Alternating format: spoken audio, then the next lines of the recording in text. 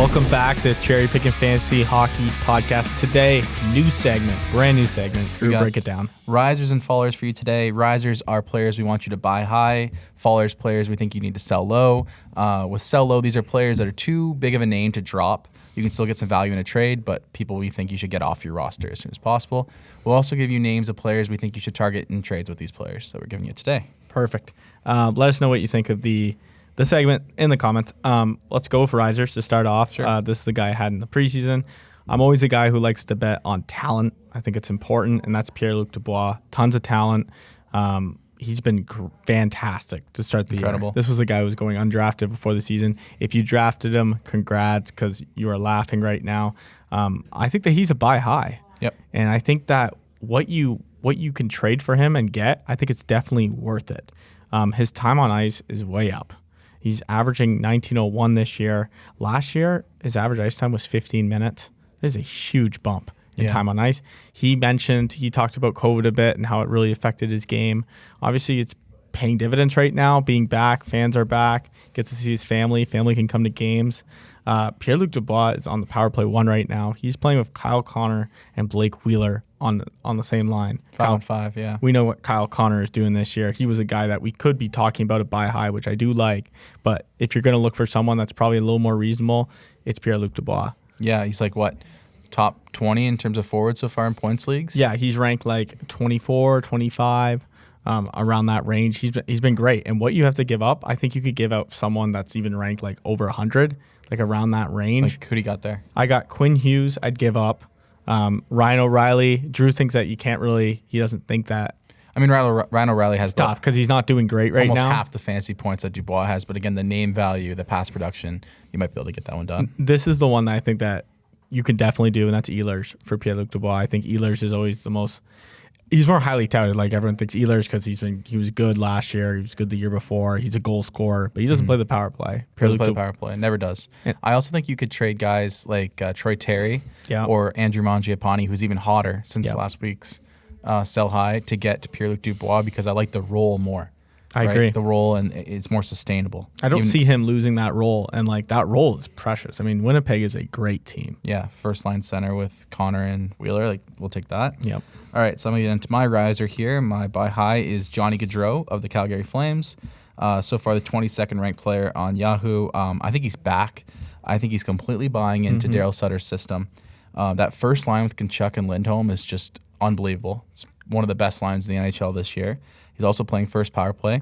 His minutes are up a ton since last year. I think last year maybe he had a little bit of conflict with Daryl Sutter over playing the defensive side of the puck. He's buying in fully this year, and it's paying dividends. If you look at his analytics here, bring it up on the screen, 96% WAR, 95% even strength offense, 90% finishing. This guy's driving offense for that line out of those three guys. Yeah, we talked about a little bit before about that Flames team and them surprising everyone. And it's that line 1 that's been really, really hitting it hard. I said I would buy high on anyone on that line. I like Mathew Tkachuk, Lindholm as well. I think they're all great buy highs. For sure. Got some more points here. 22 points on the season. Only 3 of those are on the power play. Wow. So if he gets a little bit more power play luck, right, his point total his pace could even pick up more. 63 shots in 19 games. We like that if you count shots. Also in a little nugget here, plus 14. That's got to be close to top in the league. Yeah, if you're plus-minus league, that helps a ton, right? I would trade Tarasenko into DeBrincat to get Gaudreau right now. Then there's also guys like Sebastian Aho and Mitch Marner.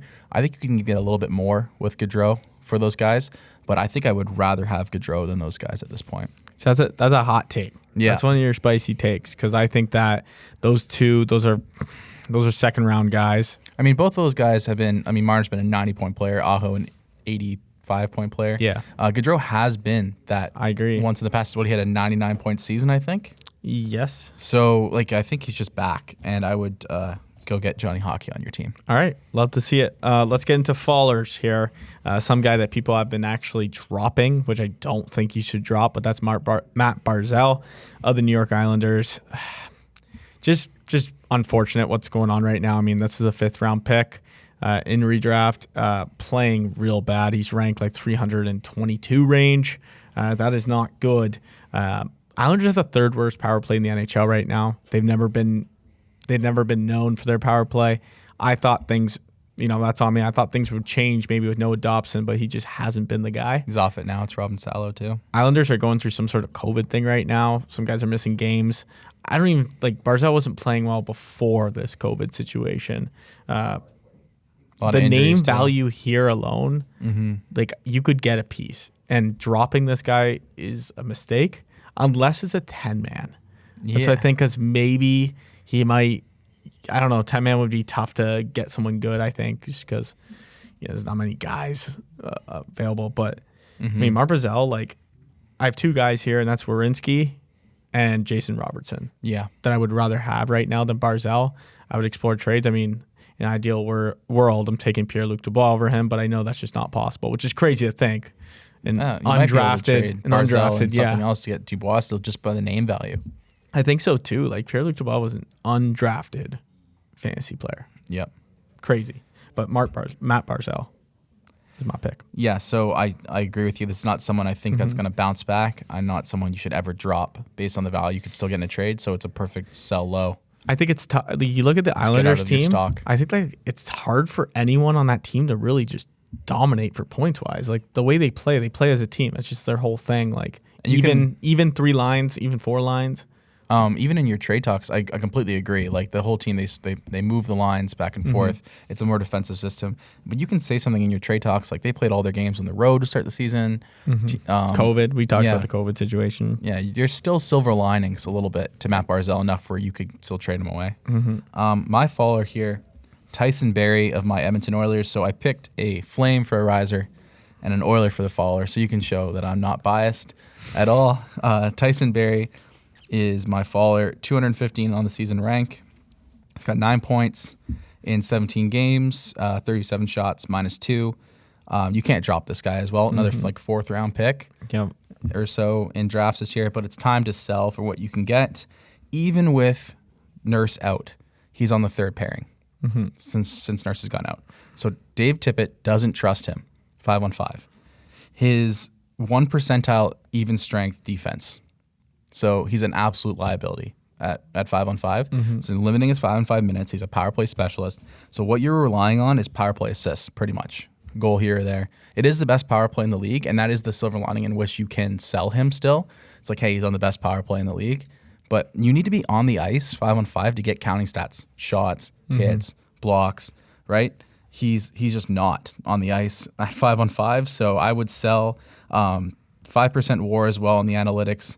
98% first assist, right? So he's a great passer. He's a great power play specialist, but the value is just not there compared to what you probably can get in a trade still, even though he's struggling just by name value. So I would trade Barrie if you need a forward, maybe Hurdle, maybe Teravainen, right? Some guys that aren't doing that well, but I like them more moving forward. On defense, Shea Theodore has only a few more fantasy points, but I like him more as a well-rounded, more valuable player 5-on-5, better role for the team. We have to give a little bit more with Barrie to get Theodore, but a couple guys that are doing worse that I think you should trade Barrie for are Provorov and Shabbat. Okay.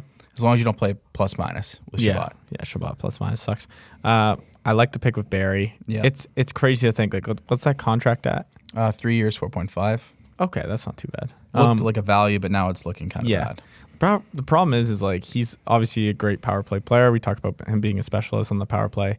It's very reliant on that power play, and we all know who runs that power play. Let's be honest, and it's McDavid and Draisaitl. Yeah, it's McDavid and Draisaitl. He's a tertiary play character on that power play. Yeah, and if the Oilers decide to go a different route, his value goes to the floor. Yeah. If they just hey, Evan Bouchard, take that first power play, let's try that out, and they're playing 3rd pairing, 2nd power play, done. And getting playing 15 minutes a game. Oh my God, it'd be different. But yeah, there's some risers and fallers. Yeah. Make sure you comment below if you are buying high on anyone right now, or letting go of someone. If you're selling low, let us know, and we'll give you some advice in the comments. We'll give you some advice. Join the Discord and subscribe to the YouTube channel. We'll see you guys next week.